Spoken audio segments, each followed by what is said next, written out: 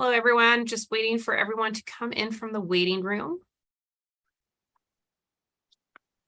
I have the closed captioning on if you are interested. Otherwise, you can hide the subtitles, and I am going to start recording as well. So if you don't want to be part of the recording, feel free to turn your videos off or change your photos or name on the on your Zoom account.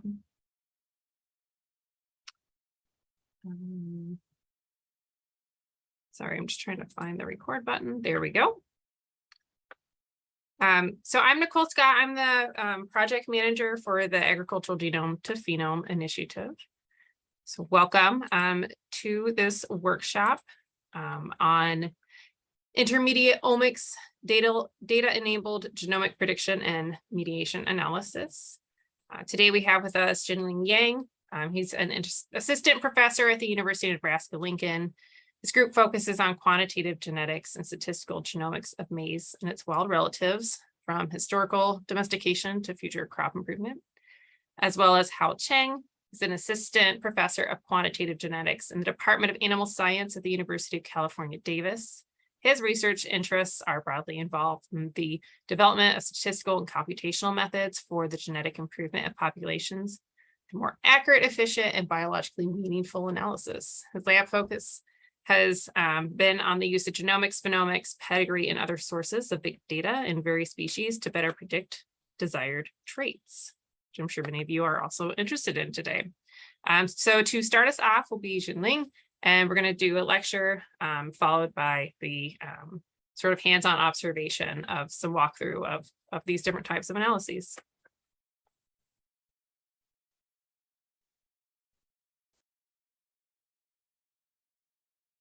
Can you see my screen or? Yes. Yep. There we go. That looks perfect. It's a presentation mode or the presenter mode? This looks like presenter mode. I'm seeing just one slide. Okay, sounds good. Okay, I'll get started then. Thank you, Nicole. It's such a wonderful workshop series. It's my honor to present our recent work, Genome-wide mediation analysis. This is a statistical and associated computational approach with the goal to bridge the genotype to phenotype through intermediate omics data integration. Like Nicole said, I'm a assistant professor at the University of Nebraska-Lincoln. To start off, I would like to highlight that this year is Greg Mendel's 200 years anniversary of his birth. Mendel's legacy stands on his carefulness and respectful for data. Most importantly, his incredible ability to select and focus on simple trees rather than the complex trees. We now know that so most of the agronomy important trees are complex, determined by tens, hundreds, or even thousands of genetic loci. Mendel's success really focused on these relative simple trees. By simple trees, I mean those trees are determined by one or two genetic loci, known today as the Mendelian trees. Well, this study, or this mediation analysis actually is focusing on the polygenic trees. But it can be applied for Mendelian trees as well. Till today, after 160 years of the initial publication of Mendel's milestone paper, of those lovely Mendelian trees, identifying the genetic loci and the underlying gene for these lovely trees is still one of the major research topics in genetics. Well, as I said, we expanded from not only just the Mendelian trees, but also polygenic trees. So here, continuous variations of these plant head trees with a bell-shaped-like distribution. Those plant heads is similar as a human head, determined by many genetic loci, many of which probably just have a very minor effect. Our increased ability to map genotype to phenotype is largely due to the development of various statistical approaches over the years. For example, the widely used genome-wide association study, or GWAS. In a typical GWAS, genome-wide markers, for example, we show two markers here. In a typical GWAS, genome-wide markers will be scanned one by one iteratively to test if a marker has an effect on phenotype. In this case, so as this marker, CG marker, we have two individuals carry the G allele and four individuals carry the C allele. If we do a simple test like a t-test, so we cannot tell the difference. That suggests this marker probably not associated with the plant head phenotype. If we continue to scan the second marker, the three plants carry the A alleles is much shorter than the three plants carry the T alleles. Well, again, a statistical test can easily distinguish the differences. Now, we cannot reject the initial hypothesis that this marker has no effect on plant head phenotype. In other words, this second marker is statistically associated with the plant head phenotype. That's a toy example to demonstrate the basic principle of genome-wide association analysis. In the real world, however, much complex models will be used. For example, this is a linear mixed model with different versions. It's a K model, use the kinship matrix fitted as a random effect in the linear mixed model to control for the genetic relatedness of the individuals. The QK model, in addition to control for the genetic relatedness as a random effect, an additional Q matrix representing the population structure is fitted to the linear mixed model as a fixed effect. So here I show the fixed effect in this blue rectangle and the random effect in the red rectangle. Well, albeit the successful GWAS and is a broad application from human genetics to animal breeding to various mapping studies for different crop species, the limitation of GWAS is also very obvious. Because by definition, GWAS is an association study. It cannot establish a causal relationship between marker and the phenotype. Or even GWAS peaks can be identified. In this example, the resolution actually is quite low for most cases, but sometimes you can reach to a gene level, but most cases, you only identify a region or a broad region that have a lot of genes underneath the GWAS peak. But even if you identify the most significant associated markers, it's not necessarily the marker is in close proximity to the causal genes underlying the GWAS peak. That's again, it's because GWAS is supposed to identify just the association, not the causality. So which prevents further results interpretation, because as I showed earlier, we want to understand the gene, and also so from that gene, we want to further dissect the molecular function of those genes and understand the biology behind the gene and the phenotype. GWAS has another weakness, is that it only models two types of variables, the genotype and the phenotype at the time, ignoring the various intermediate molecular processes that genomic variations eventually translate into phenotypic consequences.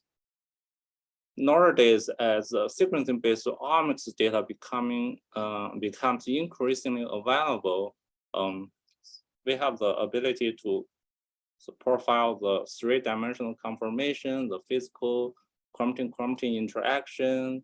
We have the ability to dissect a single cell spatial resolution of the transcriptional activity, and so on and so forth. There are a lot of modern sequencing technologies provide us unprecedented ability to understand the gene regulation, transcription, translation, and those can be measured in the population level and can be measured numerically.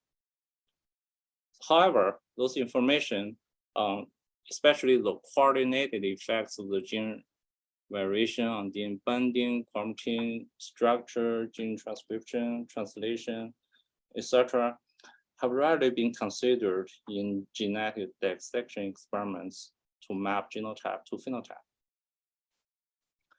I look back to the Mendel's trees as an example. Indeed, through years of careful study, those classical Mendel's trees have been identified of the causal variants, and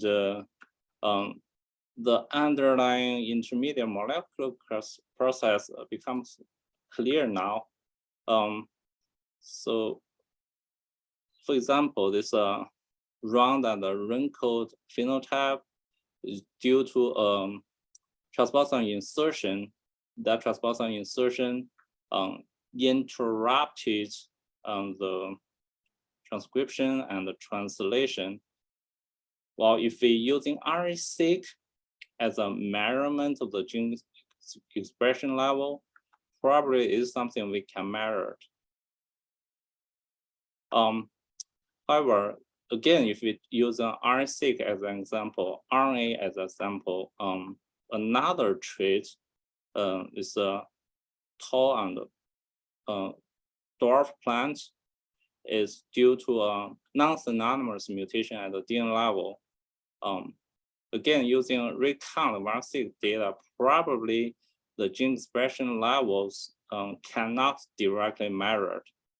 So we call this intermediate molecular process collectively as a mediator layer. There's several different layers. The example I showed you for these two trees, rounded and wrinkled and tall and dwarf plants, at the RNA-seq level, they have two different features. One is can be reflected from the recount, the others cannot. Similarly for the protein. So with this knowledge in mind, we now can simplify this determination of the phenotype through genotype in two different mutually exclusive pathways. One pathway is a direct effect pathway. The other pathway is the indirect effect pathway.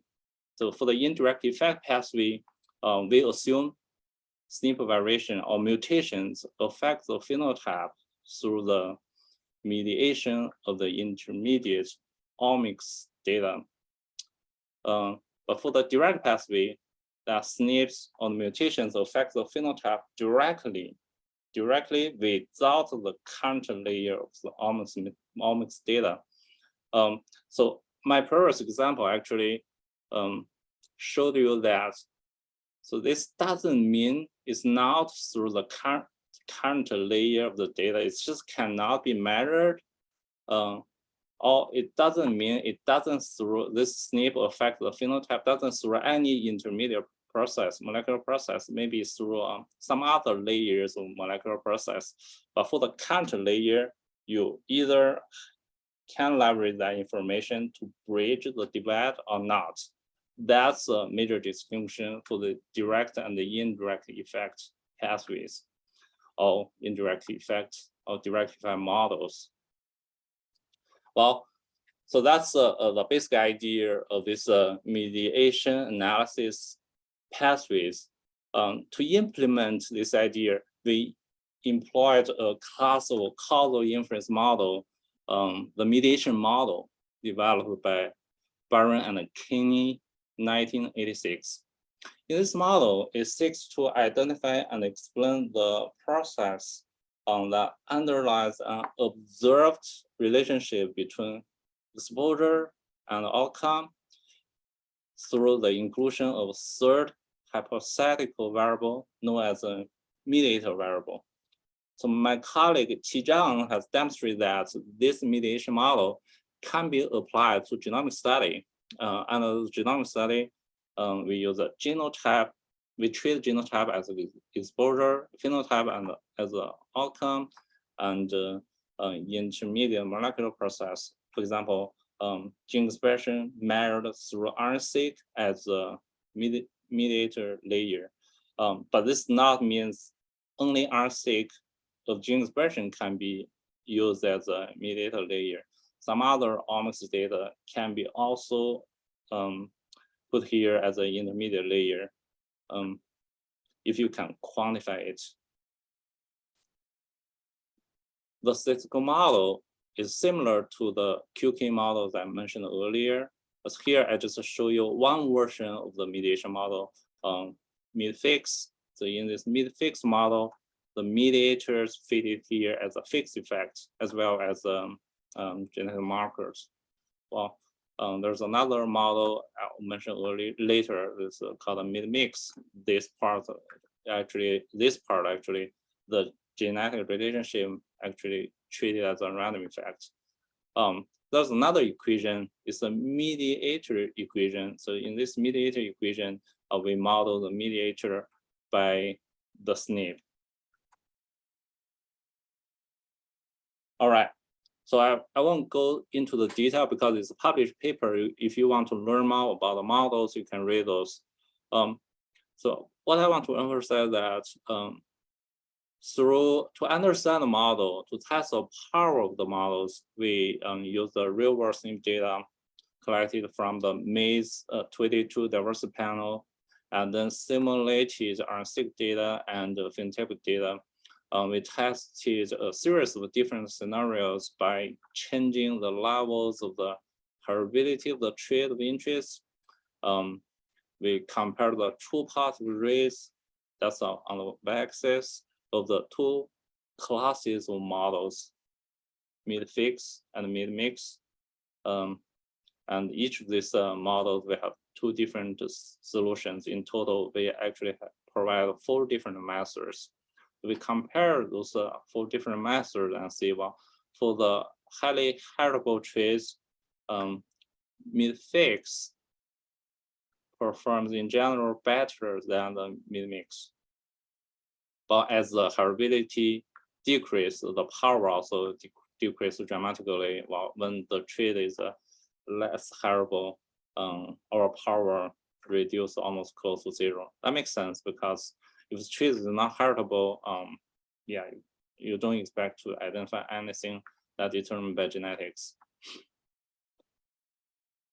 But overall, we found in our simulation, mid-fix performs slightly better than mid-mix. Therefore, we for the following analysis, we just focus on results from mid-fix.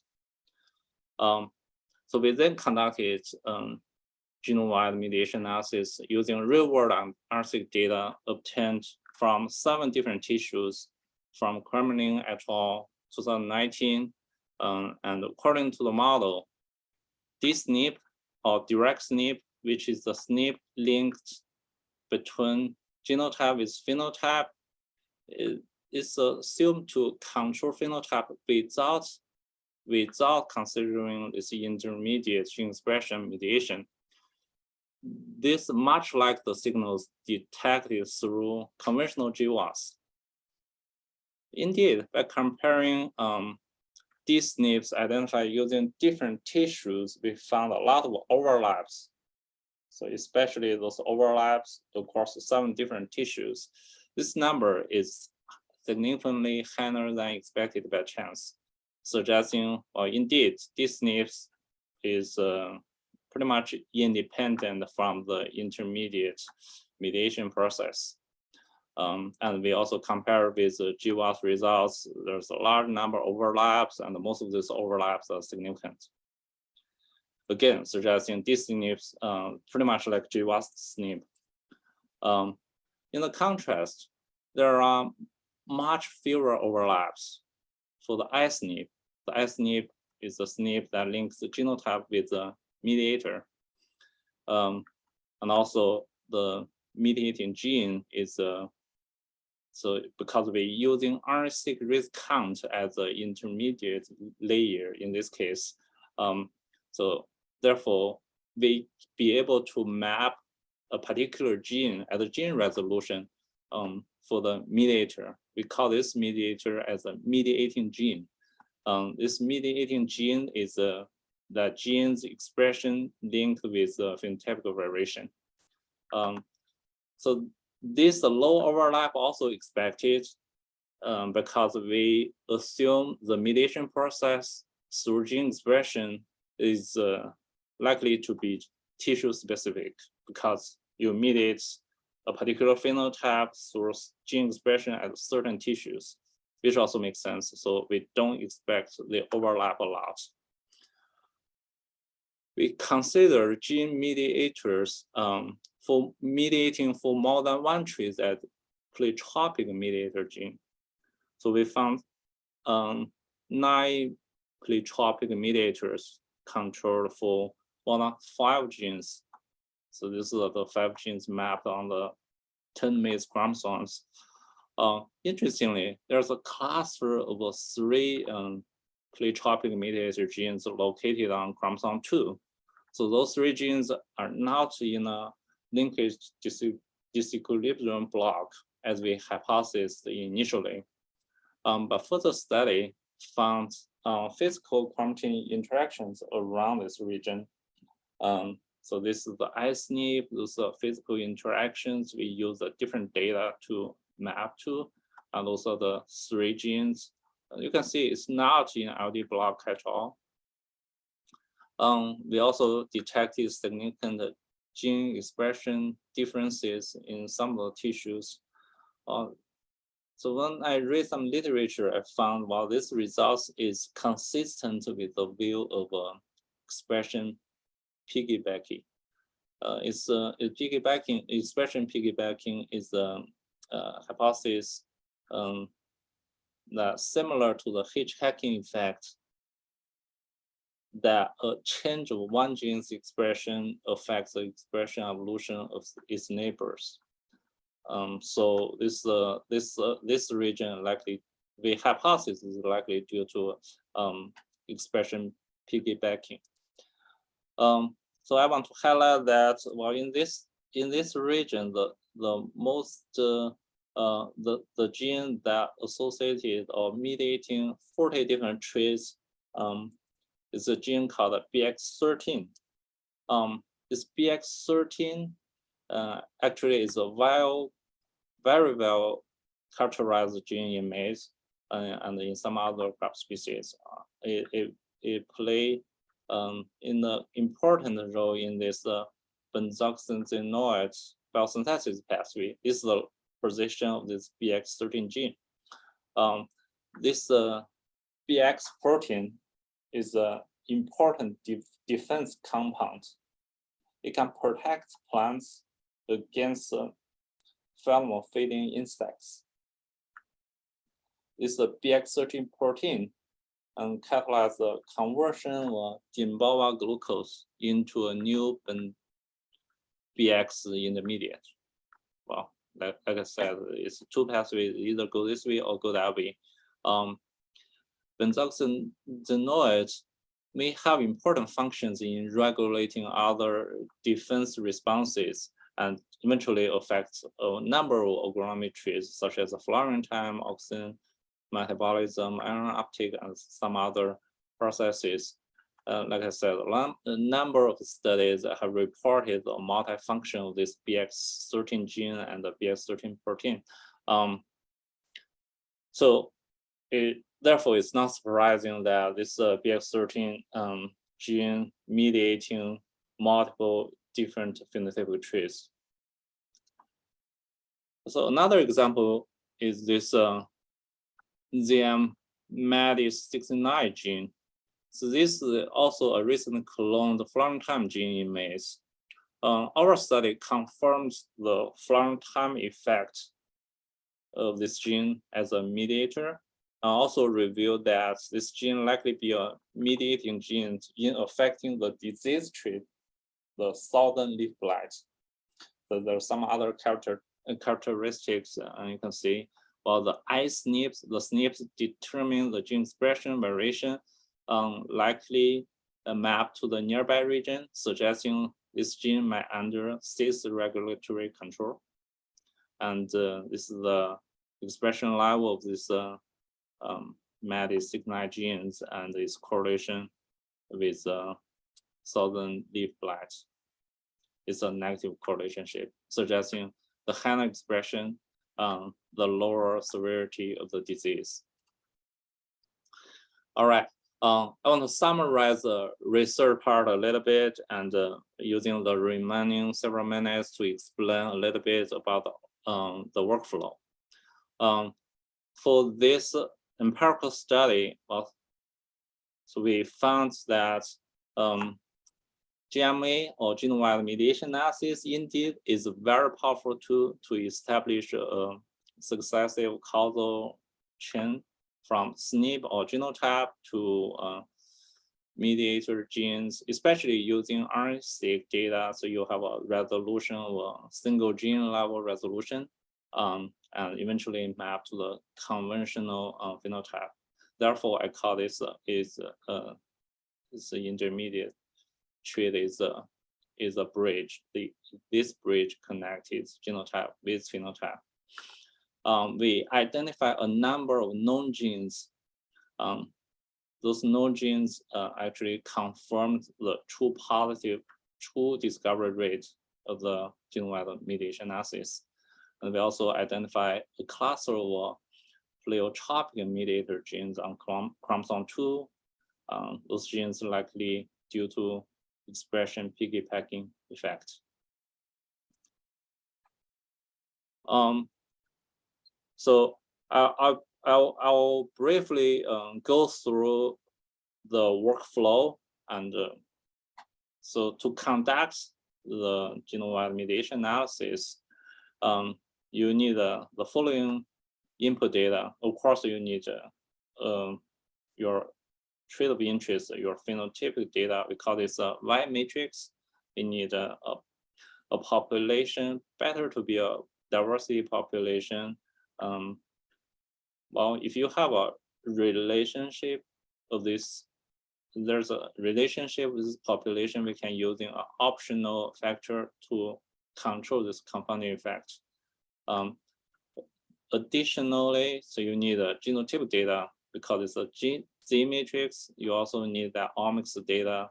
So we call this a X matrix.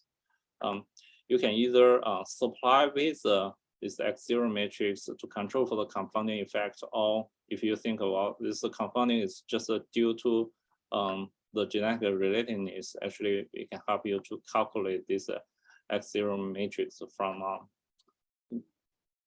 principal component analysis.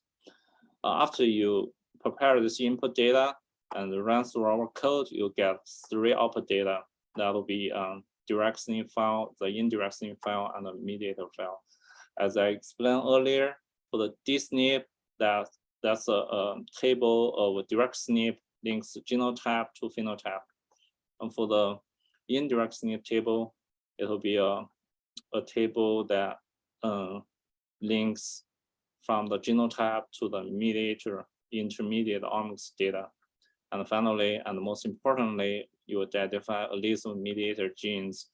These mediator genes will successfully connect genotype to intermediate molecular process, the final phenotype. Eventually, we provided a visualization tool allow you to visualize your results. So in this Circos Plot, you'll be able to visualize your direct SNP in this red line, and this black dots actually is the conventional GWAS results. So you can also put your identified mediator genes on the Circos Plot, and finally you can also connect the indirect SNP with the gene that connects the SNP with the mediator gene under its control. All right, so this is the major results that include direct effects, indirect effects, and the mediator genes.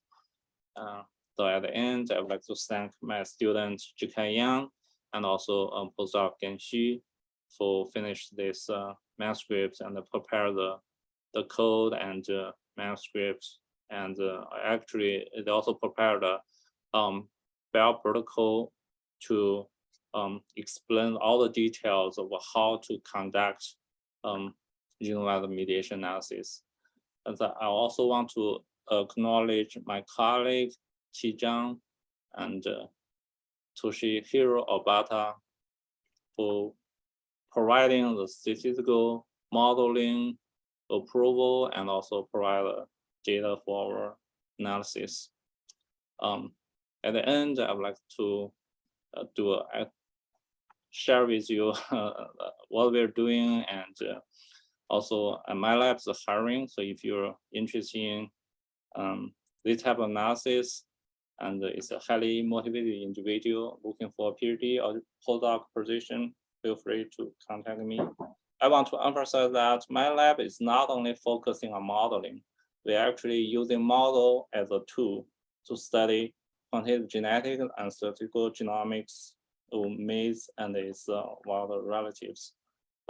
We are not only we were not only interested in the statistical modeling, but also very interested in the biological story behind the domestication history, and also looking for further improvement of this crop species. All right, I'll hand over to Hao. So as I said earlier, so the first hour, we just illustrate the principle. The second hour, I'll provide you some hands-on experience on how to actually conduct the genome-wide mediation analysis using simulated data and provide the code and workflow. Yeah, thank you, Jinliang. I saw there some questions on chat, but my suggestion will be let's leave the question to the end. Okay, like Jinliang mentioned, so the first hour we are going to give you a mini lecture talking about our models. But for the second half, we'll show you some hands-on experience, either using our studio, let's say Google Colab and others. So maybe for our first hour session, let's just leave question about our lectures to the end of the first hour. Okay, so I will start to share my screen.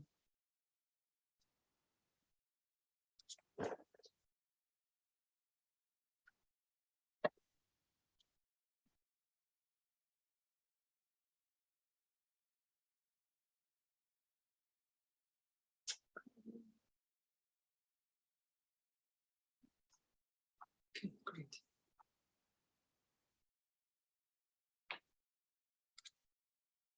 So can you see my screen now? Yes, this looks great. Great.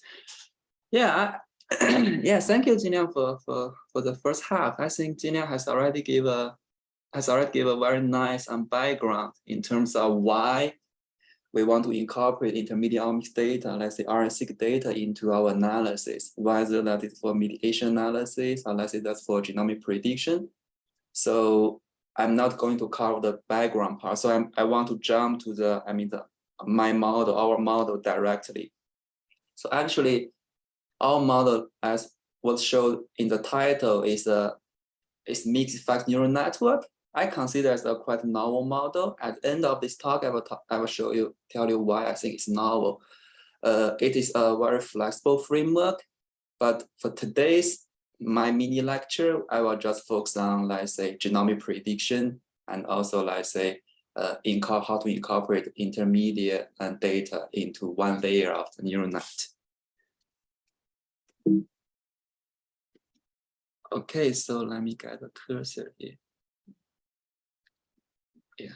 Okay, so Jinliang already mentioned this one. So nowadays, when we are doing genomic prediction, we are doing it in this way. So typically, in most breeding programs, we are considering such information, like say genotype and pedigree, genotype and phenotype. Sometimes in animal breeding, we're also considering the pedigree. But no matter which way we are doing, we are using the well-known mixed model, let's say GWAS, let's say Bayesian alphabet, and others, okay, to connect, genotypes or SNPs, let's say, to phenotypes. But like what Jinliang mentioned, so how about the biology? Nowadays, we're getting more omic data, which are the intermediate level. So let's say mRNA, metabolic data, and others. Okay, so biologically, we may want to feed those data following the biology behind it. But if you have a look at nowadays in most literatures, if you have a look at how people incorporate omic data into their analysis, let's say into genomic prediction, a typical way will be, let's say the bee. Okay, so because they are using a linear model framework, okay, they have their response, they have their independent variables. A very straightforward way for them to use it and to incorporate the data will be, okay, I'm going to feed the genotype together with, let's say, RNA-seq data. We are going to consider them as, let's say, different covariates, or let's say independent variables. And then another way will be like what I showed in C. I say, okay, I can consider this omics as some new molecular phenotypes. So that means instead of a single trait model, I want to feed a multi-trait model. But in that case, you may feed as a 1,000 of traits a model, okay, feed them together. So that's kind of some typical way I have already seen in terms of genomic prediction when people start to use, intermediate omics data. But like I mentioned, biologically, and to get some biological more meaningful analysis, maybe another way will be, maybe you should start thinking about, okay, I want to incorporate this kind of omic data as a middle layer between, the genotype and phenotype. This is just an example, but how about when we have, more, intermediate data? Maybe we should feed, 2 more layers or 3 more layers. Depends on the model or like the question you want to answer, like the property of the data. Okay, so in my mini lecture, everything I'm going to cover is really from this genetic paper we published recently. So we call our model NNMM, basically a mixed factor model. So in NMM, we extend the mixed model to neural networks. This is a really simple example here. Let's say in NMM, we allow you to have multiple layers of data. Let's say for here, the simple example I showed here, you have input layer, which is a genotype. You have the middle layer, let's say, which is RNA-seq, and which is output layer, let's say carcass weight or yield or milk yield, let's say for animals.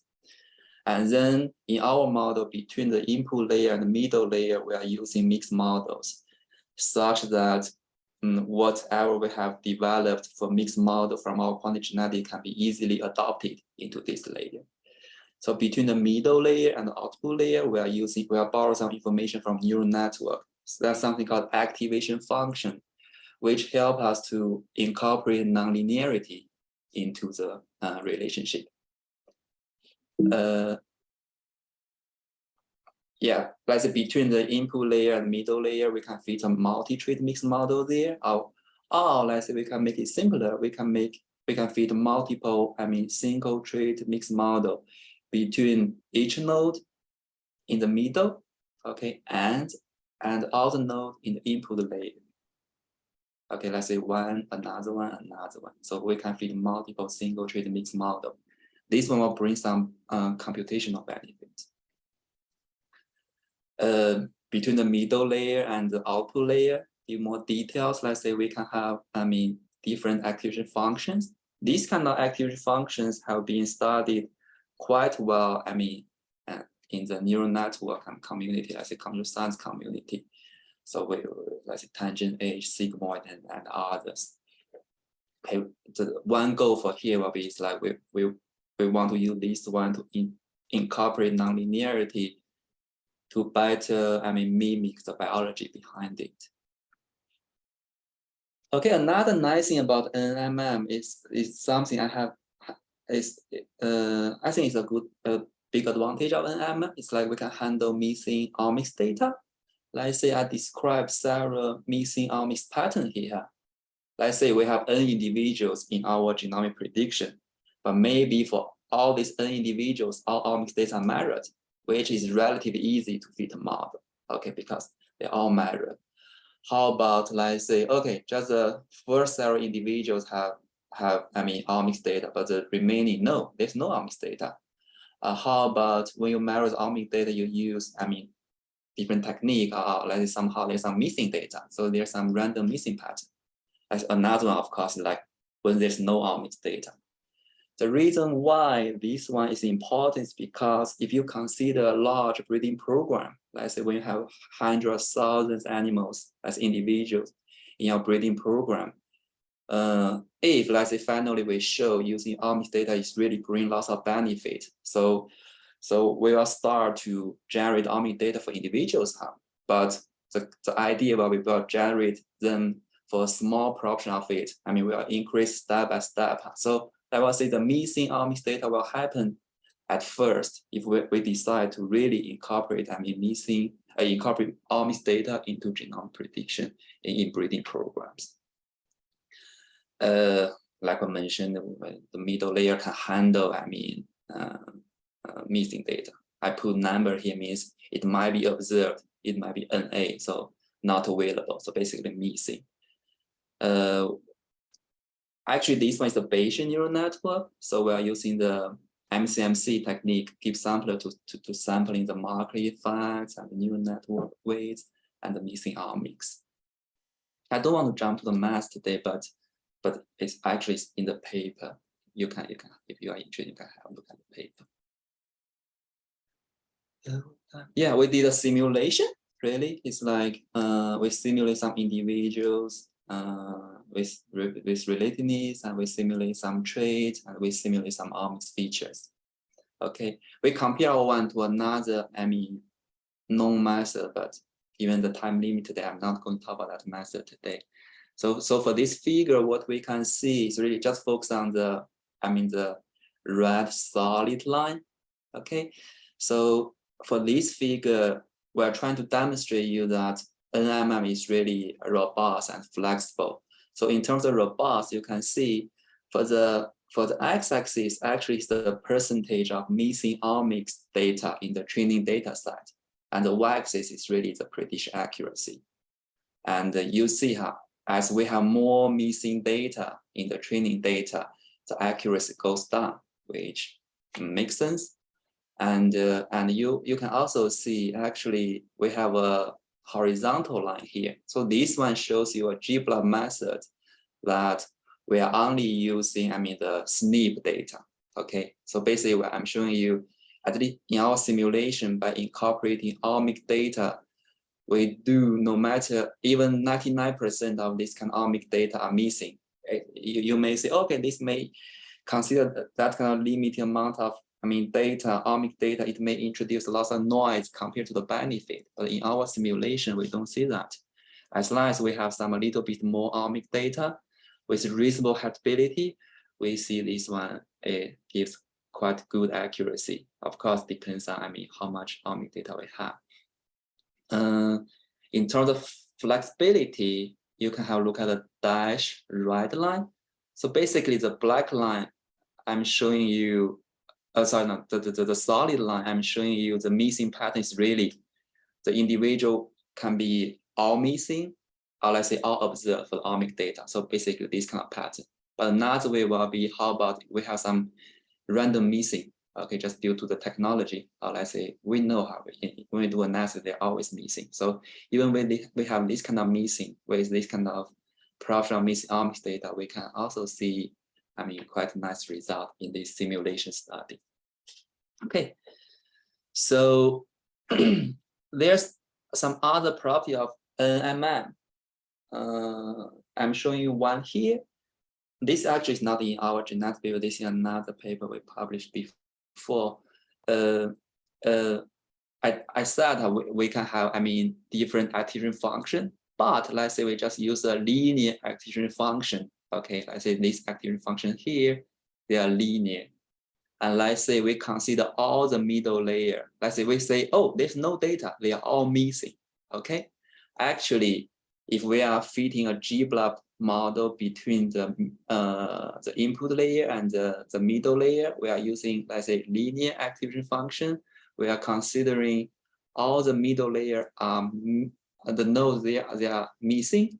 So I'm showing you here empirically NMM is give equivalent result as mixed model. So why I'm delivering this, I'm just saying you this framework is quite flexible. It's like if we have this model here, if you really want to say, okay, I just want to use this one to run a GWAS model, what you need to do will be you just need to consider all the middle layers as missing and basically unobserved. Don't put any data there and put the activation function as linear. So you will get equivalent result as the other mixed models. Of course, you can have, let's say, base C between the input layer and the middle layer, then you will get equivalent result as base C, which is quite nice. Another one will be, like I mentioned, there are different activation function. Okay, if we are not using the linear activation function, we incorporate, let's say, non-linear activation function. Depends on the biology. Let's say there are, non-additive gene action, let's say dominance, epistasis. By doing this, you may see a better result. So what we are showing here is really, it's like, it probably forgot to describe the figure to you. So basically, the x-axis is using linear activation function, the y-axis is a non-linear activation function, and it shows accuracy for linear, accuracy for non-linear, and the diagonal line here tells you, okay, if you have dot on the diagonal line, says, okay, this two model gives same accuracy. If you see most dots above this line, it tells you the non-linear activation function gives you higher prediction accuracy. So which I'm telling you is like, okay, in this case, non-linear one might be better.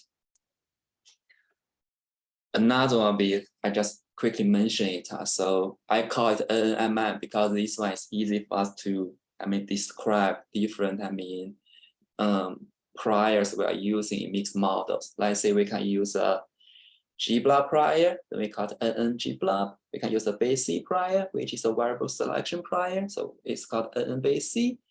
You will also see if the biology behind it, like the genetic architecture behind it is really in favor of a base C model. We also see how all the dots, let's say, falling on here. So it's telling you, okay, this one gives a higher prediction accuracy compared to the GWAS prior. Yeah, this one is kind of like a little bit related to what Jinliang mentioned about the direct effect and indirect effect.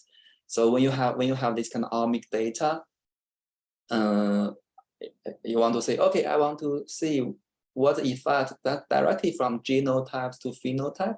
You can feed another hidden node here, such that you can consider this one directly from genotype to phenotype, not mediated by omics features. Yeah.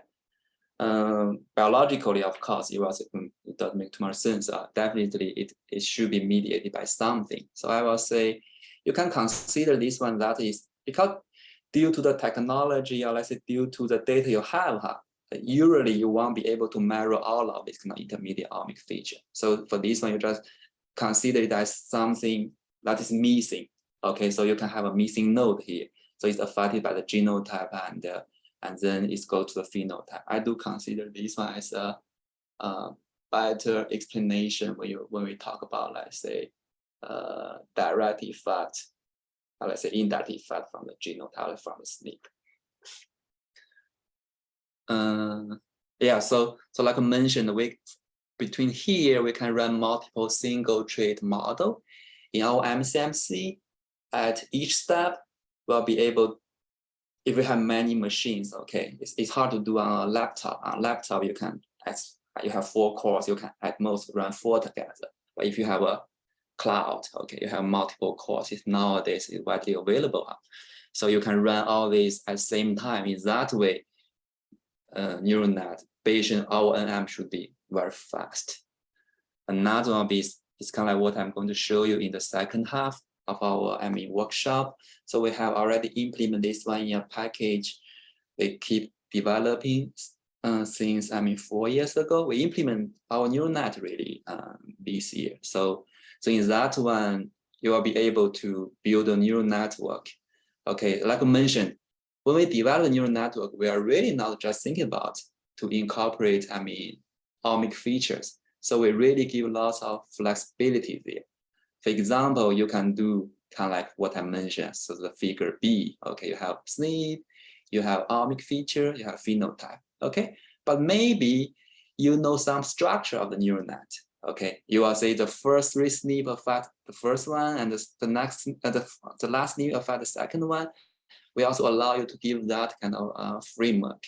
Another one will be, let's say, if you have some idea about the relationship between the middle layer and the output layer. Like, it's a naive example, but let's say the final layer is what I think, body mass index. Okay, it's really just a relationship between body weight and let's say height. Let's say if you think this one is the body weight and this one is height, then you kind of know the relationship. So we also allow you to define the relationship between the middle node and the final node.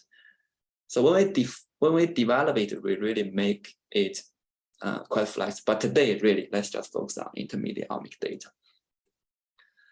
So this kind of, I'm trying to summarize why this model is a novel and the advantage of this one. So our mixed fat neural net is really not like say, okay, there's a neural network package. I install that package. I define what the data is.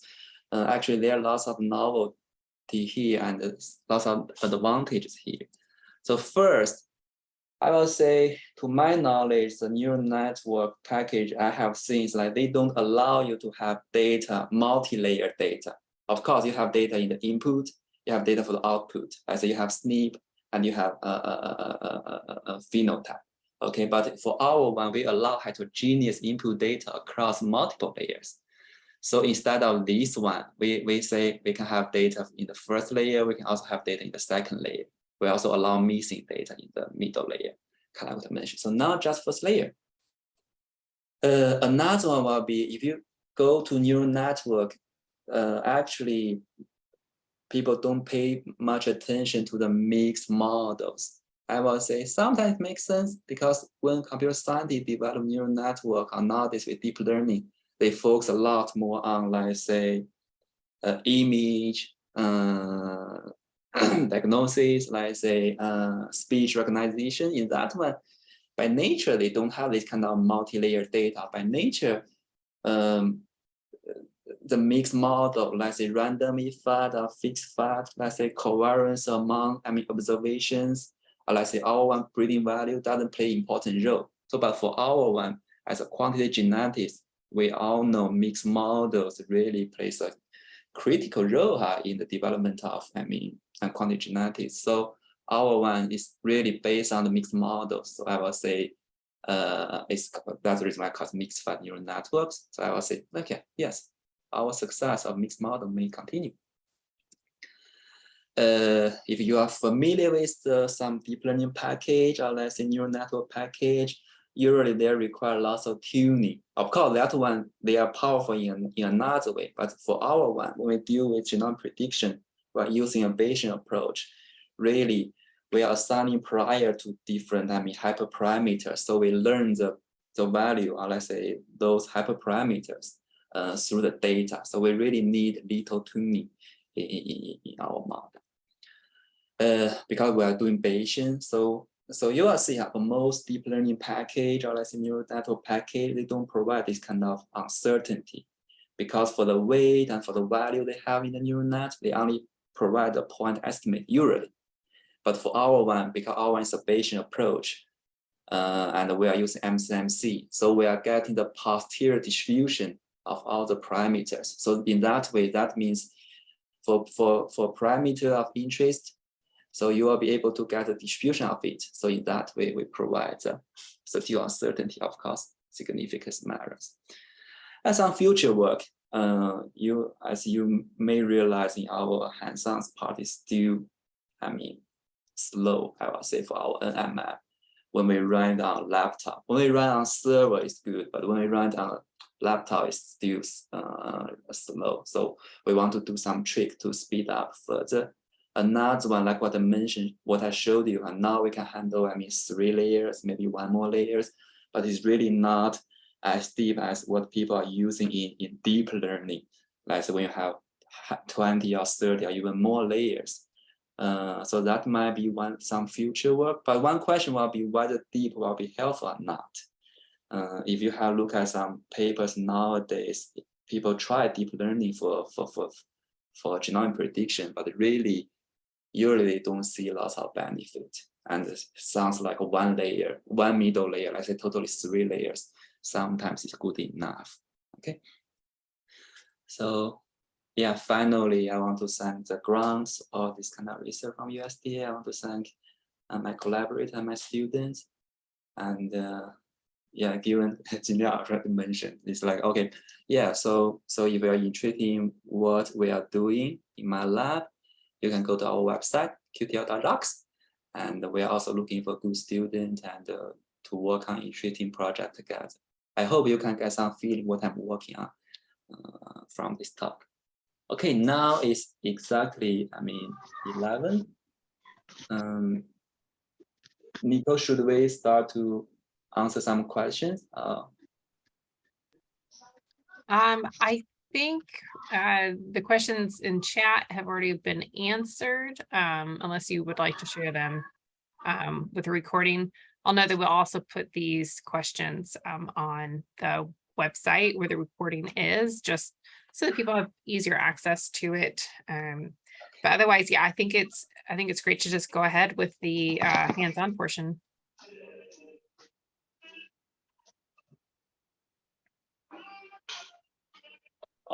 Anybody, if you want to take a several minutes break, maybe you can do so.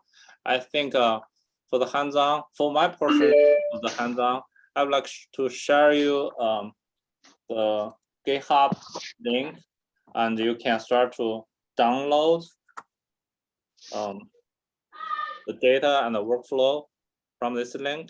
They have shared the link in the chat box. You can click it. I can share my screen because it depends on the speed of your ware. It may take several seconds to 1 minute to download everything. All right. So there are several ways to download data. So first of all, if you have a GitHub desktop, you can click this one, or you can just download the zip file. Additionally, you can just copy this using SSH type of downloading. What you do is just can you see my screen? Or maybe not. Yep, we can see your screen. Oh, not anymore. Oh, hold on. I'm not sure which screen I'm sharing. Maybe I'm just sharing this screen. Can you see? It's what you can see? Yes, I could see the GitHub page in the browser. The GitHub page. Okay. Maybe I'll move to the second screen. I have 2 screens. Can you see my terminal? Yes, I can see the terminal. Okay, great. Yeah, well, after you download, you're probably gonna have a file like this. This one, workflow GMA. So if you cd into this workflow, and open up a folder, so you'll see our project. what you do next is just double click it to open up this R project. Now it opens up like this.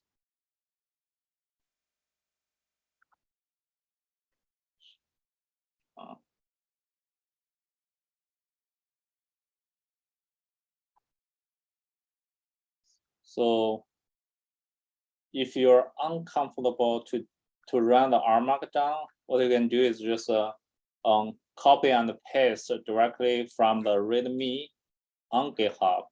So as I mentioned earlier, so you need this input data and run through the code, you get this output data. But before you do it, you need to install some software packages, and also you have to figure out your pathway. If you're using my suggestion, just double click the R project object, then you don't need to worry about the pathway. Otherwise, you have to worry about the path to locate the data I provided in this package. Okay, so let me do it. Do the demo using my RStudio. Okay, so I have this demo R Markdown. So if you open up that demo R Markdown, let's just run it step by step. So download the RStudio if you don't have it yet. Or, as I said, if you have R installed on your system, you are on your either laptop or desktop. So this workflow or this demo can be run on just a regular desktop or laptop. So if you have this demo R Markdown open, what you do is just click those buttons to run it directly on your computer. So yeah, if you have a question, maybe you can open up your Mac and talk with me. Otherwise, you can put your questions in the chat box. So we do have one question about whether the workflow is executable in a Windows platform. Can you address that? So I haven't tried it. I'm a Mac user. I tested on regular Mac computer and also on Linux system. But I haven't tested on Windows platform. Maybe you can. Some of you are familiar with Windows. Maybe you can modify it. Maybe I think the only thing will be the path. Maybe they use the backslash to indicate the path. I'm not sure. Yeah, I haven't tested on Windows. Sorry about that. Yeah, next step, I'll show you the data. So as I said, there's 3 required input data. Let's take a look at the phenotypic values. So again, so you click and here, so you'll see, well, in this Y matrix of the phenotypic data, it's 271 by 1 matrix, meaning that we have 271 individuals, just one phenotype. This phenotype name is V1. Here I show the head of the phenotype, and you can also briefly plot your results. Don't allow me. Let's save. Oh yeah, I can do it this way. Y1. Yeah, it's a normally distributed phenotype. It's not necessary to plot those, but I just want to show you to visualize the phenotypic values.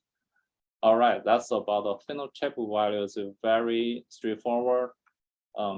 Next step, we'll look at the X matrix. Is intermediate omics data. Again, so click that button. It will run, and it show you a small chunk subset of this X matrix. This X matrix is relatively big. if you do the dimension, it's a 271 by 1200 matrix. Again, so 271 individuals, and this is the number of omics features. Because I'm simulating RNA-seq data, so this be gene expression levels of 500 genes. While in the real world, probably the data will be larger than this. Okay, did I miss something? Oh, Z matrix. I haven't showed you the Z matrix. Z matrix is the genotypical matrix. So this in this genotypical matrix, what I'm including is just biallelic SNP markers coded as a -1, 0, 1. -1 means the homozygous genotype, and the heterozygous genotype coded as 0 is a homozygous alternative genotype. There's no direction, so you can either call this one as a reference, those are the alternative, or this minor, maybe this is the major allele.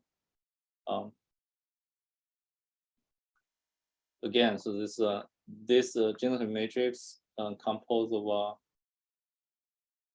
5,000 markers for 271 individuals. Again, it's 271 by 5,000 matrix. As I explained earlier, so to run the genome-wide mediation analysis, in some cases, if there's a confounding effect in your model and in your data, so you need to control this confounding effects. For example, if you have a different experimental treatment, or in the animal case, maybe there's males and females.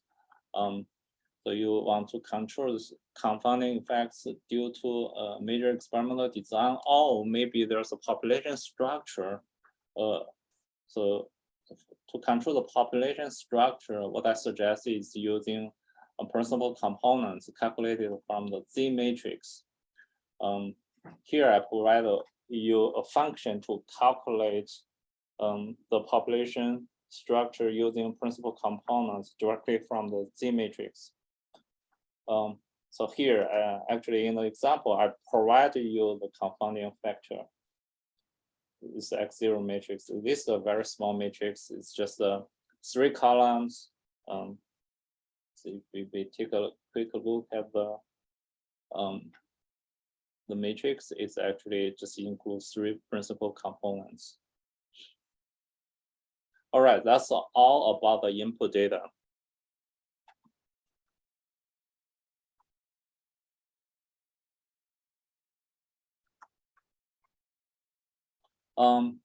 So to run the process, so there are 3 major steps. First of all, we determine the X0 matrix. To calculate the X0 matrix, you can simply run this source code to get a PC analysis function and run step by step. Then you get a X0 matrix, pretty much like this one. Let's see, it's a new. Yeah, I think maybe the data I supplied is just the data calculated with this function. So that's why it's exactly the same. All right, so after we figure out the confounding effect, next, what we do is just load all the source code and the libraries, packages we installed previously. If your configuration, everything is correct, and your R version, I saw that there's comments in the chat that if your R version is lower than 4.1.2, probably you get some warning message or denies. Yeah, I haven't checked that. but yeah, make sure you update it to the newest R version. All right, so like I said in the presentation, we provided 4 different options, 2 classes models, mid-mix model, mid-fix model, and each of the model we provided 2 different solutions. This is the way to solve that equation. So we provide first is the run the fixed model that will assign equal penalty on the 2 data sets. So if you run this one, well, to save time, I just use subset of the mediators. Because if I run the whole data set, it probably take several minutes. But if you just using subset of it, probably can finish within 1 minute. Well, so yeah, well, just include this. If you have other fixed effects like farm, pen, feed, you can just include the fixed effects in this X0 matrix. Just provide additional columns.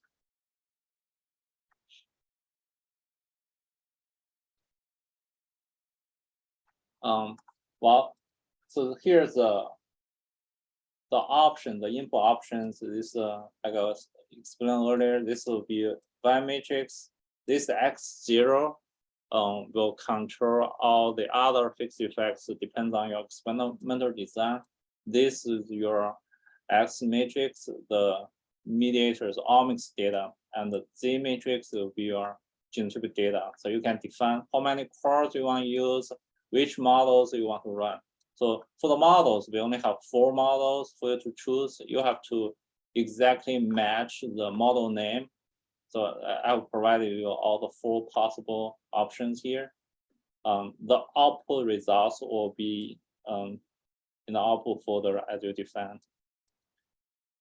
If you go to the output folder, so you'll see the output file. So in the output folder now, I generate, after run this mix equal, actually I got 3 output file. This newly generated output file, including this dsnip file, isnip file, and the mediator file for trait V1. And this is the model name. I probably won't run all of those 3 because although it's quite fast, but it still takes several minutes to finish running everything. Yeah, if you don't get any error, probably you are running successfully. Otherwise, there's some problem with it because I haven't extensively tested it on different platforms, different versions. I'm sure there's some problems, this and that. I cannot guarantee every of you can run this smoothly, but if you have any questions, you see any abnormal warning message, feel free to leave this message in the chat box, or maybe you can you can create a pull request on GitHub. All right, so after we get the results, so we want to visualize the results a little bit. So that require you to use some other packages. In addition to the mediation analysis results, I also provide you a function to do a quick GWAS. This will fit a linear mix model. This I'm going to generate the GWAS results because for the visualization, as I showed you before, that includes in the innermost circle that includes GWAS results. I load this Circos Plot library and with all the results generated in the output file, and eventually you generate a TIFF graph, whatever you name it, maybe TIFF graph 1 for this case, and then I run this. So you find your results in the graphs folder. This is your graphs folder. So this previous figures I generated is it's quite large. It's 30 megabytes because that includes a lot of information. It won't open.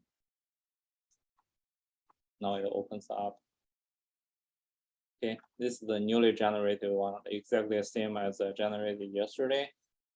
This will be the final visualization of the mediation analysis results, including the direct SNP. But here I use the dashed vertical line to indicate the position of the direct SNP and the mediator gene and the physical position of the mediator gene and the indirect SNP.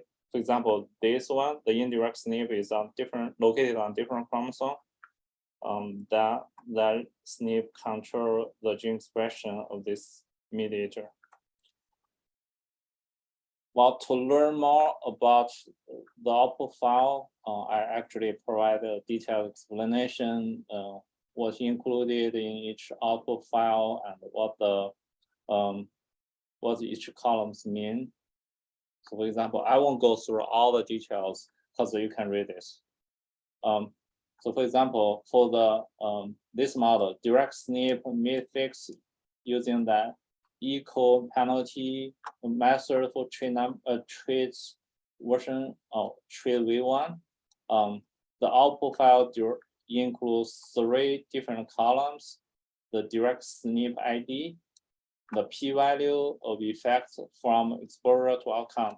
Exposure, so you have translated this exposure to genotype and outcome to your phenotype. Coefficient, that's the SNP effect from genotype to phenotype. Yeah, similarly, there's also detailed explanation for iSNP and mediator. But I want to emphasize that only mid-fix models will report the direct and the indirect effect, because in the mid-mix model, those direct and indirect effects is assumed to be random. So therefore, their effects theoretically equal to 0. So therefore, we cannot estimate its value. Right. For the Circos plot, is a detailed explanation that includes the 10 chromosomes. Well, this is just a design for maize, so therefore I can only provide 10 chromosome option. If you guys work on different species and find it won't work, so talk with me. Or maybe I'll update it later. And the inner track shows the GWAS results as I said earlier, and also the indirect SNP and the mediators. Yeah, I think that's all of my demo. It's pretty short and straightforward. What you do is just click those buttons and let it run. For your own analysis, my suggestion is just format your input data the same way as I provided. If you have a way larger data, probably you want to using very powerful computational resources, maybe use a cluster. My experience is that for maize analysis with 50,000 markers and 20,000 genes, we normally use more than 100 gig memory, run it for several hours. It's not very computational efficient, but at this stage, we can ensure you get the results. Great. We do have a couple questions in the chat. If you want to take a peek, the last one here, just wanted you to clarify if, did you say that the plots won't work if they have more chromosomes? Right, exactly. I think if I recall correctly, current visualization tool is based on the maize chromosome, but you can try. I'm not exactly sure because my student GWAS prepared this. He's not here because we're digging roots in the field. I actually just came from root digging. From from the field, he can address that question more accurately than me. But one thing is that you can try first, and if indeed that's the case, then send me a message. I'll try to fix that later. It shouldn't be a very huge problem. It can be easily resolved. Right, and then another question from the same person was, how does someone who wants to use this include other fixed effects like farm or pen or diet? And Right, do the phenotypes need to be pre-corrected for these? Yeah, no, you don't need to pre-correct. Well, yes and no. Well, for animal study, probably you don't need to pre-correct it. You can include this farm pen fit in the X0 matrix as I showed you, in addition to the principal components. For plants, we normally do it two-step analysis. We first correct all those environmental or experimental design related variants using blob. We run blob first and then get the blob or blue values as a phenotype. Therefore, you don't need to correct for the environmental effect anymore. The only thing you need to worry about is just the population structure. If you're using a structured population. Okay, and then one more before Dr. Cheng moves on with his portion of the hands-on. So is the point of doing the GMA analysis to identify causal or likely causal genes of some trait? And then do you also do genome predictions, and will it improve prediction accuracy? Right, well, yeah, that's a good question. So this analysis, we are focusing on inference. That's why so Hao and I give this workshop together, because my analysis, this GMA analysis, is focusing on not prediction but inference. Currently, we cannot do inference, but the model is essentially similar. So we can do prediction for sure, but we didn't provide that function. We more focus on inference the gene, the mediator gene, or likely causal gene. Hao's approach certainly is focused on the prediction, and I'm not sure how's your estimation, the true discovery of your method for the inference, for the direct SNP or indirect SNP or mediator inference. Yeah, I would say, like I mentioned in the last slide in my talk, so NMM is really, of course, today I focus on really genome prediction and let's say intermediate omics, because that's the topic I'm most interested in.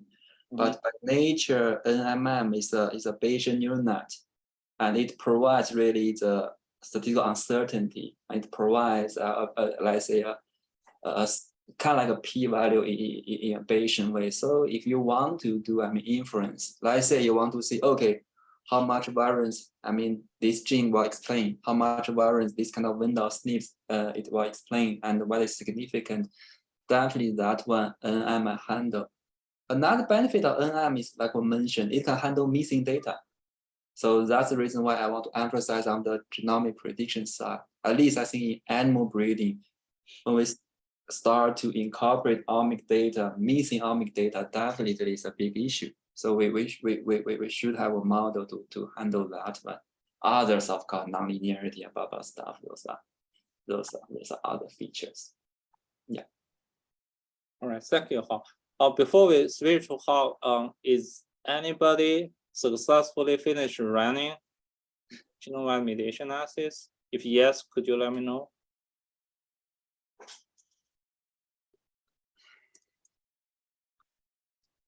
Oh, cool. Yeah, at least somebody can run it. Great. Yeah, thank you. Yeah, now I'm sending a link to a Google Colab. I'm not sure how many of you are familiar with Google Colab. It's kind of like if you know Jupyter Notebook, it's kind of like online version of Jupyter Notebook, and it's free. of course, when it's free, it's very slow. Huh? So, but this one demonstrate, I mean, the code and how you are going to run it. I'm not sure whether we will have, let me share my screen. Okay.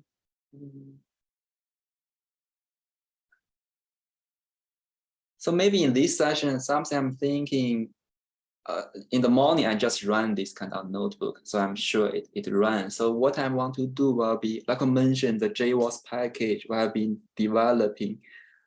So in this kind of 30 minutes, I want to give you a quick introduction to the GWAS package, and then we can have a look at the Jupyter notebook together.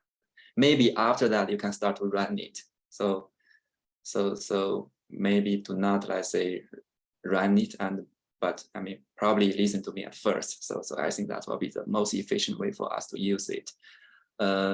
Another thing like I can mention, so actually for GWAS, we also have a discussion group. So if you have any question, I can get started. Let's say for GWAS, till now it's an open source package. Like mentioned, we have been working on this one. I mean, since even before I joined UC Davis, since I joined UC Davis, I keep working on the development of this package.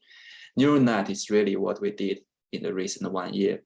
But when we start, I mean, this is a GWAS GitHub. If you just search GWAS, probably you can find it even. So really, when we start to develop GWAS, we use it for both genomic prediction and GWAS, okay, genome-wide social studies. We want to do, I mean, single trait analysis and multi-trait analysis, and we want to do, I mean, based on a Bayesian framework. Actually, this is a basic framework when you run GWAS. Okay, let's forget the intermediate omic data. Let's say you have phenotype, pedigree, or genotype. You just use function to get this information, okay, from the text file. Okay, CSV.read, get pedigree, get genotypes. Then you build your model. As I will show you in the example, the build model one is really flexible. You can pretty much build any model you want, I will say. So then it's kind of related to the previous question. Huh? So you can say, okay, I want to include the fixed fact.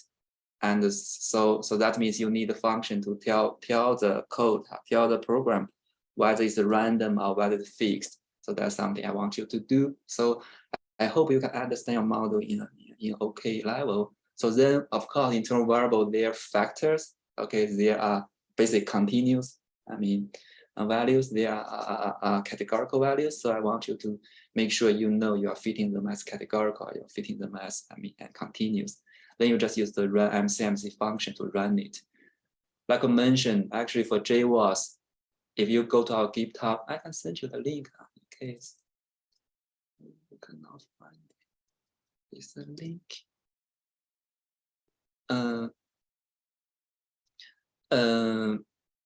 If actually we have a discussion group. If you click this button, actually you can go to the QTL Rocks groups.io discussion group. So actually you see we're actively answering questions here about mainly about a package we developed, let's say the GWAS package. Yeah, we have some members now.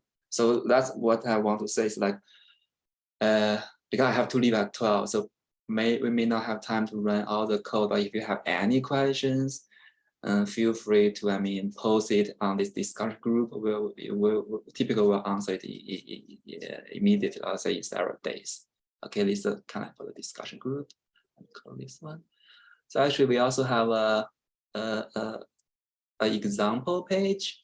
If you go to example page, you will see many examples. Let's say we can do single trait analysis, multi-trait analysis. Let's say when you have multiple traits, they are correlated. So one trait may help with the inference or let's say the prediction for another trait. So why not do a multi-trait analysis? Let's say when you have repeated measurement, single step for animal genetics, we all know it's like when you have genotype and non-genotype relatives in your analysis. Categorical trait analysis. Okay, the trait is really disease or something. As a sensor trait.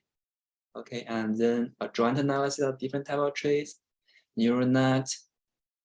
And when you have, I mean, multiple random effects, let's say you want to fit the additive one, you want to fit a dominant one, or let's say you split the genome into multiple, based on the, let's say, annotation, you split the genome into multiple chunks. How to do cross-validation, how to do GWAS. When you have causal network among phenotypes, how to do that. You can define your prediction equation. For example, I'm interested in the difference between individual 1 and individual 2 in terms of breeding value. You can define that one by yourself. And then that one, I'm going to save it for you and provide you the estimate and uncertainty. A little bit quality control. We don't do too much quality control in GWAS and some multiple thread parallelization. Okay, this kind of for the example. We also have a documentation. If you click documentation, so this kind of documentation. Yeah, basically, if you want to know a little bit more how we do it, you can go to the workflow. Okay, so basically, you read it. It's kind of what I see here. Read data, build a model. Let's say after you read the data, I have some example data here. It's tiny, but some data. So read data and then build model. Like I mentioned, it's quite flexible, really. But here I'm fitting a 3-trait model. Let's say I have trait 1, 2, 3. Right? In your one might be body, yearly weight, and other weight. Let's say body weight, other traits are correlated. Let's say, but then you can have different, independent variables in your model, and you can fit maternal effect, hormonal effect, others. Okay, and then this kind of like telling you how to fix those variables. But then you need to tell me, okay, whether it is factor or whether it's categorical, continuous, or whether it's random or fixed. If that is random, it's an ID random, or it's a more complicated random. So basically that one, and then you run the analysis, and then you check the result. Okay, it's pretty much, there. Okay, so that's kind of for a quick introduction to GWAS. And now let's jump to the NMM, notebook. This is a notebook. If you want to run it locally, you can also download it. Okay, but Google Colab will help you to run it immediately. But I will mention it's slow. It doesn't give you too much, resources. On the left-hand side is the table of contents. So I will try to go over this one, maybe in 15 minutes or something. So we have this is a mixed fat neural networks, NMM. I'm going to cover 5 parts. Actually, you just need to go to the second part, or let's say you just need part 3 to run your stuff. I want to show you, and it's a document that's always there. So if you have other models you're interested in, other analysis you're interested in, this is a document basically. So part 1, introduction. So I already talked about this one. So we do this one, and also leave the reference of paper here. And it is quite flexible. It allows you to, do a fully connected neural net. That means all nodes are connected from layer 1 are connected to all nodes in layer 2. But you can, if you have some biological info, you can also define the connection by yourself. And to make it fast, we can do multi-threaded parallelization, okay, by using the function. I can mention a little bit how we implement at the end. Then when we go to part 2, in part 2 is really, I'm showing you a example. Now forget the intermediate data. I'm just showing you how to fit a typical neural net using GWAS. So basically a fully connected neural net, all the middle layers are missing, okay? So in terms of our nonlinear function, we have sigmoid, linear, and all the others, okay, and tangent H, and all other popular activity function in neural networks to incorporate nonlinearity. And you need to define the number of, if you say there's some tuning parameter in GWAS, these 2 probably are the only 2 tuning parameters. One is which nonlinear function you are going to use. Another one will basically how many missing node, let's say, you want to use in the middle layer. Okay, and I just describe how we do it. So this is pretty much the code. Okay, so this just load the package, nothing. So we can run the later if we have time together. So I set the seed to make sure we are going to see similar results in this short course. Okay, in this workshop. Then I just load 2 data sets from I have already loaded in GWAS. So one is a phenotype file, another one is a genotype file. Then I use the csv.read function to read in the phenotype file. Okay, of course you can define whether you have header or what is your missing value. Okay, depends on how you code your file. We really keep that flexibility there. And we use a get genotype function to get the genotype information from the genome file. Okay, and depends on how you code the genome file. The separate might be comma, might be let's say space, might be semicolon, depends. So by default, actually, we are using comma, but I'm showing you can user define and separate. A method I'm saying to deal with the genotype, I want to use base C, but of course you can do let's say gblob or whatever. Okay, or base B, or base lasso, and all these kind of Bayesian alphabet method. I make it simple when I define the model equation. Like what I show in the document, you can add any fixed value random, but you can have x1, x2, z1, z2, or whatever into your model equation. Okay, so when I define my model equation, I'm just saying, oh, the phenotype is y1. And then the model I'm fitting is like I have an overall mean, which is the intercept, and then plus the genotype. Okay, we have some explanation here. Then I start to build the model. Okay, build model equation. Even if we're not running a neural net, this is pretty much the function. Okay, so but now like I mentioned, we're running neural net. We are having multiple layers, so you need to provide me additional information. So will be you need to tell me what is the number of hidden nodes. For here I'm saying 3, and then what is the nonlinear function between the middle layer and the output layer. I'm saying I want to use the tangent H function. Okay, and then I just use the run MCMC. MCMC is the Bayesian technique we're using to obtain the result. So I'm saying for run MCMC, I'm using the model. We just defined previously. So this is a model. So this is the data. Okay, and this is a chain length. So I'm going to run at most 5,000.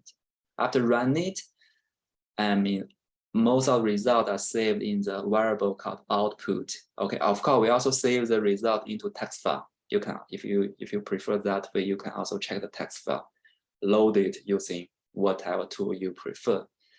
So then I just have a look at our EBV calculation, and then I calculate the correlation, okay, between our estimate EBV and this simulation and the true breeding value, and I obtain the accuracy. So when you run it, a lot of information, we get accuracy 0.67, kind of like. When you run it, lots of information will be provided, to the screen. So it's kind of here. So I can quickly show this one. So this one is progress bar. Now it's 100%, but when you run it, you will see 1%, 10%, 2%, 3%. You get some idea how much you have run. So because let's say if this analysis takes 10 minutes, you don't want to see, let's say there's no progress bar, and you stop it at minute 9 minutes. So that's the reason why I provide a progress bar here. So then we briefly describe what kind of neural net you are using, fully connected, 3-layer, tangent H, HMC. When you run our package, you should always check this information to make sure you know what you are running, to make sure your analysis is reproducible. If we are doing some quality control, let's say we say our 59 loci, basic SNP, what fixed, or have manually frequency 0.9, or remove, we just print all this information out, and we say missing values in the genotype are replaced by the column means, or what, and all this information. Okay, and if we remove some information and we say, okay, these individuals are removed. Finally, we also provide IDs for the individual you include in your analysis as separate files. And then we are going to talk about, you'll see here. Oh, here I'm using 2 threads. Probably by default, Google Colab will give us 2 threads. When you run our computer, typically you can have 4 threads or even more, maybe 6 nowadays. And yeah, I'm using 2 threads. And I'm saying, okay, this is our model, okay? And then we are saying, okay, it's only model information. We have one term is intercept. It's a factor, it's fixed. Because overall mean, you only have 1 level. But our model is GWAS flexible. You may, if you have, for example, you have age here, then it becomes let's say covariate is continuous, it's fixed. And let's say if you have groups, you may have 10 groups. You have 10 levels. This here become 10. You may have other random effect. We also provide that information. For MSMC, we are showing you the chain length and all the basic information.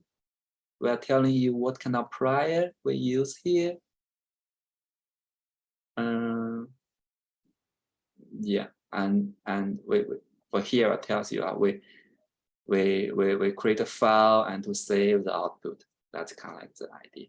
And finally, usually when our user have a question, okay, and sometimes, let's say, not sometimes, like probably half of the time it's a version problem. So that's the reason why I also print out the version information here, basically which hardware you're using, which software you're using. So that means when you ask a question on our, let's say, forum, you can copy that information. It can also be useful. For here, I explain what kind of files you may obtain. Okay, you get, for neural net is a little bit tricky. So we got EBV, basically the S-band breeding value. Okay, for basically for the empirical trait we are interested in. Okay, basically that's the output one. But we also provide EBV for each, let's say, hidden node. In our intermediate one, that means, let's say, for gene 1, for gene 2, for gene 3, because we know in our model, the omic is really affected by the genotype, and the expression of omic, there's also some uncertainty there. So affected by the environment and the environment. So the EBV is really just a genetic component, which is something we should pay more attention to. We estimate heritability, genetic variance, and we have marker effects and others. So okay, this kind of like the estimate. So we are going to provide the point estimate and the standard error. Okay, these 2 things. It's kind of typical thing. But this is Bayesian. That's something really nice about Bayesian is like we're using MSMC. So we are getting samples from the posterior distribution. Okay, what does that mean? That means actually you know the distribution, let's say posterior distribution for each parameter. Let's say I'm interested in the genetic value for gene 1. Okay, I can get this file. For that one, if you know how to make a histogram, you can plot, okay, that sample. It may not be a normal, but you can see it. Once you see the distribution, like I mentioned, that provides this kind of uncertainty. You can get some credible interval and some uncertainty of it. So this one really can help you to do inference. Okay. Yeah. So this kind of when we talk about you do not have intermediate omic data, but the only difference between part 2 and part 3 is when we have intermediate omic data. So that means we need to pass additional information into our model. The explanation are quite the same. We have some tips here, and then we are seeing we are doing in this simple example we are just feeding 10 omics feature and doing others, and yeah, we can have a look at it's also short actually. So it's a little chunk of code. So yeah, load the package, start a seed to make sure you can we're all getting the same results. You can reproduce what I'm doing. So we are using this kind of this data is really we upload it to GitHub. So I don't want to keep all the data in my package. So I'm using this kind of function to load the phenotype data, omics data and the genomic data. Okay, then we read it into these 4 variables: phenotypes, omics, and genomes. Okay, and in our one, we need a single phenotype file. That phenotype file should include the observed phenotype, let's say any fixed or random file, let's say age, let's say group. Okay, it's just a data set. It's kind of Excel file. Okay, and as well as the omic one. Okay, I need to have omic 1, omic 2, omic 3, so which will be 1 column for each. But of course, we allow missing value. If that's missing, you can put a missing value there. Okay, and this is kind of how it creates the data set. If you already have a data set there, you don't need to pay attention to this. So then we say we got genotypes. Again, I'm using the base C method. Again, you can use gplot and some other method we have already implemented in GWAS. A model equation. Again, we are saying y equal to intercept plus genotype. But actually, this model equation, the interface may not sound that nice, but will be this help to, connect to our existing GWAS interface very well. We are saying, okay, the final one is really Y, okay, the observed phenotype. And the first layer is really genotype. But we allow you to define the latent traits. So basically the traits, and let's say the values in the middle, okay, of the neural net in the build model function. So you can say model equation, you can tell latent trait, what are your latent trait, let's say your intermediate, latent trait means traits, you haven't, it's not genotype and not phenotype. So let's say you tell, okay, the omics name is just a list of variable name. Those names should be in the header for your data set. And then the nonlinear function, I'm using sigmoid. But everything else will be same. So you just run it and check the accuracy. And this one, they are really similar as before, actually. And then the accuracy 0.81 will also print out the information. Okay.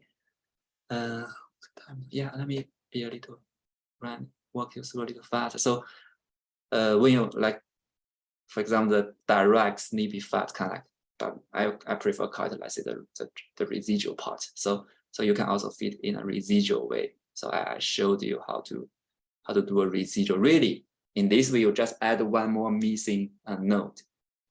Okay, basically you have one more column, but all the values are missing.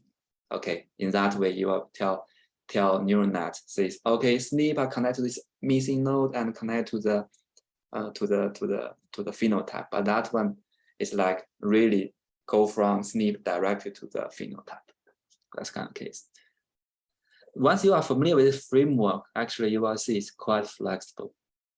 So this one and something else will be, like I mentioned, we allow partial, connecting neural network. Let's say this one connect to node 1, this one connect to node 2. Of course, we didn't show that it, and the orange one can also connect to, let's say, the middle one. Okay, they don't need to be, separated. Okay. Then you run the analysis, you get the result. Yeah. And yeah, so this part 4. For part 5 is really, like I mentioned, you can do user-defined function. If you know some relationship between the middle layer and the final layer, okay, here is really just an example. It's a naive example. I'm just saying, okay, the x1, x2 are the middle layer, but I know y is really just square root of x1 squared divided by x1 squared plus x2 squared, whatever. It's just function. So then you can pass it. You don't have to use the activation function as what people in neural network have been using, like say tangent age or sigmoid. You can define your one. So you can do square root this stuff, and then you just pass a nonlinear function as my function. You define the my function at the beginning, so you can do that. I think for this tutorial is a quite, complete tutorial to the neural net. Yeah, and then sorry, I just saw there's one common thing asked me to zoom in a little bit, but yeah, I can zoom in now. Yeah, but like I mentioned, I have sent you the link. If you want to play with it, please play with it. So maybe now I can answer some question on chat. So then we can have a look at whether we have time to. Yeah, the first question is I'm getting this error, invalid syntax. I will tell you this is a Google Colab problem. So I guess you want to use Google Colab for your research. And this for demonstration, I can tell you how to solve this problem. I mean, after we go over the question. And then screenshot bigger, yeah, done. Other input for the activity function, the breeding values of the Omics trait. Actually no, because the idea of like this, when you have multiple layers, we are saying, okay, these stuff are heritable. So that means it has a genetic component. It also have a residual component, or let's say an environmental effect component. So that's the reason why we have this layer. We'll be able to estimate the breeding value part, or let's say genetic value part for it. But in reality, when the gene expression, let's say, when it affects phenotype, it affects from the what you observed. You see my point? So basically, the G plus E, genetic one plus environment one, is kind of the one will affect the next one. So that's the reason why when you define the activation function, you should consider it as the relationship between the observed value, or let's say our sampled value, and with the phenotype. Okay. Oh yeah, I see. Yeah, you figure this out. Excellent. You have to reload the page. Yes. Yeah. So that's something I want to mention at the end. So the GWAS package is really implementing a computing library called Julia. We are developing our interface, but I feel like to run Julia is really quite straightforward. You even don't have to, install everything, install notebook. You can run it as a script. As long as you go to the Julia website and install Julia, you can run it just as a script. Okay, but on Google Colab, because it is really developed for Python, so it's very hard to run Julia on Google Colab. So that's the reason why I didn't make this kind of how to run Julia on Google Colab. Looks like lots of people have this question. So you need to do this trick. You need to run this cell at first, then refresh your web page. Then you can run everything else. Yeah, it's something free. We cannot decide too much. But something I will be very interesting to see is like if you of course you can run it here, but run out of time. But if you download this one, or if you're interested in GWAS, I'm trying to introduce GWAS to our AG2PI community to have more people start to use it. So if you have any questions, you can post it to our groups.io forum. If even you just have a data set, you are not very sure, okay, what kind of analysis I can do, you can contact me. I'll be very happy to show you by using GWAS what kind of analysis you can do using your data set. Like I mentioned, at least from the beginning when we designed GWAS, and nowadays when we extend GWAS and maintain GWAS, we really try to make it as flexible as possible. So that's kind of some information I want to. How there's a new question in there, but there's a previous one that I think you missed about what is the advantage of Julia over R? Is it computational efficiency or is there something else? Yeah, I think that's a really good question. So for me, I have code a lot, and I have code in R, in Python, in C++. I used RCPP before, and then I jumped to Julia. As a developer, I'm not sure this question is really many of you are interested in, but if you are a developer who want to develop package, sometimes I usually struggle with this kind of two language problem. For example, you develop R package, but because R is super relatively slow, so for the core part, for the slow part, you need to code in C or C++. Then you need to combine them together. When you maintain them, it's also hard. You need to compile that session. You need to do that connection. But Julia is kind of like what I think is kind of a single language solution. The interface of Julia is as nice as R, and the computational speed is very, very close to C++. Of course, I know it's like when I introduce this package, some of you will say, oh, this Julia package is a little bit new. But to be honest, we are familiar with R package because R. I'm also teaching, some stat class here. So I'm teaching R, for our, undergrad student, because you are very familiar with R. So you feel comfortable using it. But if I ever say, if we introduce both Julia and R language, the first time to a student, I feel like the Julia interface is more intuitive and straightforward, actually. You see how to run this one is really, we just need probably 10 lines of code. I do it because we designed, but also because by nature, Julia is very well, developed. I can use it in a nice way. Yeah, yes, thank you, Nico. Thank you for reminding me of that. I have got another question. Can NMM fit multiple RNA-seq data set from the same genotype and the phenotype? Yes, yes, you can do that. Yeah, it's a quick answer.